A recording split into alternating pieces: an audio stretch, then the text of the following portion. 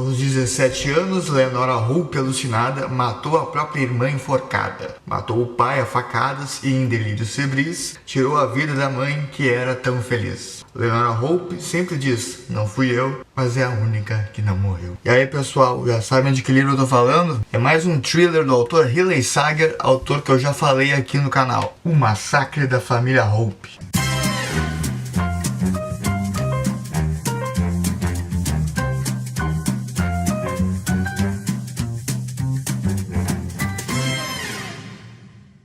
Antes de qualquer coisa, se inscreve aí no canal, comenta e compartilha também, porque isso me ajuda a crescer. A história do massacre da família Hope começa em 1929, quando a família inteirinha é brutalmente assassinada. Na verdade, inteirinha não. Sobra uma pessoa só para contar a história, que é a Leonora Hope. Só ela sobrevive desse massacre em uma noite na mansão que eles vivem em um morro no estado do Maine. A cena toda grita que Leonora Hope que matou toda a sua família, mas ela insiste que não. Décadas depois, a cuidadora Kit McDear é contratada para cuidar da Leonora Hope, mas isso já no ano de 1983. Leonora Hope agora é uma velhinha paraplégica que fica deitada numa cama o dia todo. E o fato de ser em 1983 faz bastante diferença, porque a minha primeira reação ao ler isso foi me perguntar, ué, por que não em 2025? Kit McDear vive com o pai em uma casa confinada por uma lembrança diabólica. A Kit McDear vive na casa dela com seu pai Pat McDear com uma lembrança diabólica. Ela cometeu erros médicos que acabaram custando a vida da própria mãe. Saiu na imprensa, virou uma polêmica nacional, ela foi afastada do cargo. E é a partir daí que você percebe que o livro todo é uma caixinha de surpresas. Ele é cheio de plot twists, cheio de promessas, de grandes revelações.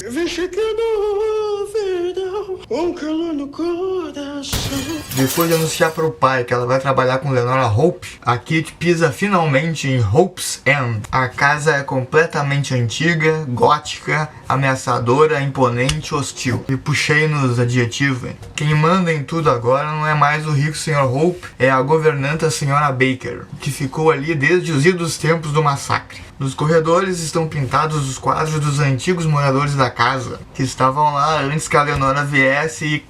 Uma vez lá, a Kit vira amiga de Jessie, uma das empregadas do casarão, e aos poucos vai se dando conta da imensidão e da sanguinolência do que aconteceu naquele dia. Como é característico em todos os livros do Riley Sager, o livro tem um pique de thriller performático o tempo todo, uma dezena de pequenas tramas que escondem outros pequenos segredos. Parando para pensar, nenhum dos assassinatos faz sentido, incluindo o local onde ocorreram. 3 mortes em 3 lugares diferentes no primeiro andar. Se o assassino foi Winston Hope, ele primeiro enforcou Virginia, foi pego em flagrante pela esposa e a esfaqueou na grande escadaria. Se o assassino foi Winston Hope, ele primeiro enforcou Virginia, foi pego em flagrante pela esposa e a esfaqueou na grande escadaria antes de ir para a sala de bilhar se matar, ou ele foi assassinado primeiro por Leonora ou por outra pessoa, depois Evangeline encontrou seu corpo, correu coberta com o sangue dele até a escadaria e deu de cara com o assassino no patamar. Sem saber quem morreu primeiro, é impossível chegar a uma conclusão. E nada disso explica o destino da pobre Virginia nem da faca desaparecida. Eu queria saber por que a Virginia foi enforcada e os outros foram mortos a facadas. No quarto onde está deitada a suposta sanguinária Leonora Hope, agora existe apenas uma máquina de escrever. No quarto ao lado, onde Kit dormirá, livros e mais livros deixados por Mary, a última cuidadora, e outros tantos esquecidos ali. Mais tarde, durante a noite, a Kit vai escutar rangidos de tábuas vindos do quarto da Leonora, que são teoricamente impossíveis, já que ela é paraplégica. Meu palpite é que foi o próprio Winston Hope. Os assassinatos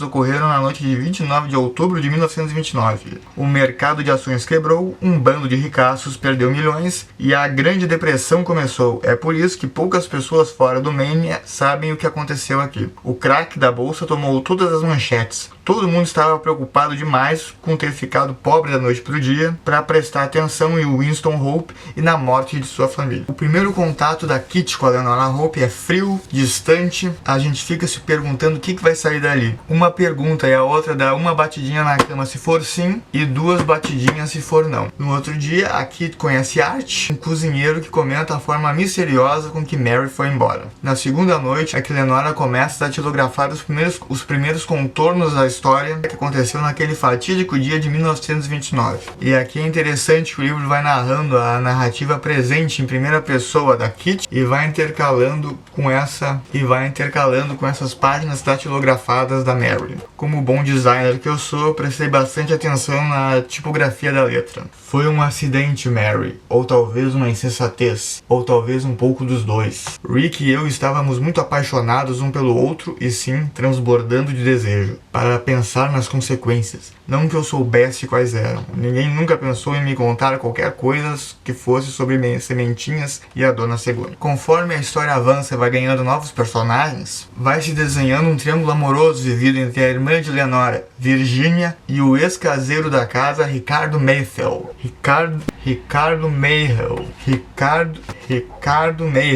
E o ex-caseiro da casa, Ricardo Mayhel. Acho que eu acertei. Não é a sua. Virginia era apaixonada pelo ex-caseiro e Leonora tinha uns ciúmes doentio do casal. Tudo isso confinado nos metros quadrados da residência em Hope's End. A graça desse livro, como outros tantos do Riley Sager, é um recurso narrativo que ele sempre usa de aproximação entre os personagens conforme o enredo avança. Pô, irmão, tem um maluco doente, psicopata, que não para de me seguir, me mandar mensagem, me ameaçar de morte. Quem será que é? Ele começa um thriller e lá por depois da metade começa a entrar num clima gótico à la série da Netflix século XXI bem interessante. O autor disse em entrevista que se baseou na história verídica do caso de Lizzie Borden para escrever esse livro.